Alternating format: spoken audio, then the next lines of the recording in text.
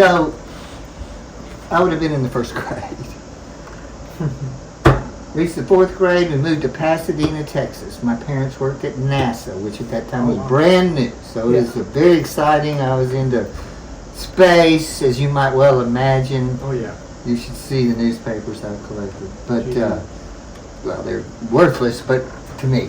No, You know. there's value, yeah, of course. And anyway, for whatever reason, I was always a reader, big reader, Yeah. as a child. We'd go to the library, I'd check out a stack. Of course, these are kids' books, you know, about that thick. But I'd take home as many as the librarian would let me take home. So I don't know what that has to do with it, except to say I was a reader. Yeah. And comic books caught my interest. And my parents never had a problem with it. When we moved to Pasadena in '63, Yeah. my earliest memories of buying comic books was either at the Quick Stop down the street, which I could ride to on my bicycle, the beauty shop, the grocery store next door to the beauty shop where my mother went. Now these were the days of spinner racks. Yeah. Buy them off the rack. They were all one-offs. I mean, each was an individual story to itself, so to speak. But when Marvel came along, the first thing that struck me as a little kid was Spider-Man. He had problems. He was normal. Well, yeah, he was a teenager. They completely, well, I guess it's the Marvel Revolution.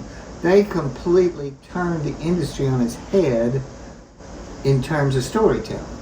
Well, not only there's a progression of his life, of course. Yeah. That's, your point is well taken. But, you know, he had high school problems. He had pimples. I don't remember actually. That was a storyline. But he did. You could tell, you know. Yeah. This guy was like me, except he wasn't. We had moved back to Memphis in '66, rented a house. We were there for about a year. Met some kids down the street who collected comics. And we wanted to trade some issues to read. I forget what it was I had he wanted. I think it was my early Tales of Suspense, Iron Man something. But that I wanted to read that he had. Anyway, I stupidly loaned this guy my straight run of Journey into Mystery 84 through 101.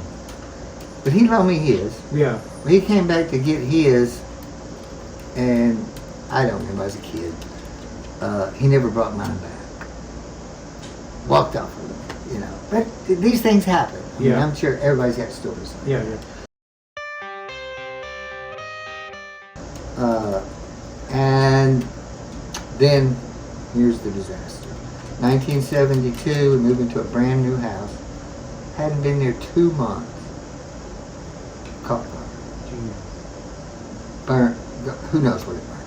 I mean, I know most of my Mad magazines. I remember seeing the remains of them in the pile they shoved out the attic and watered down, you know, with the fire hose. You know, it was a mess. Yeah. And all my comics were in that attic.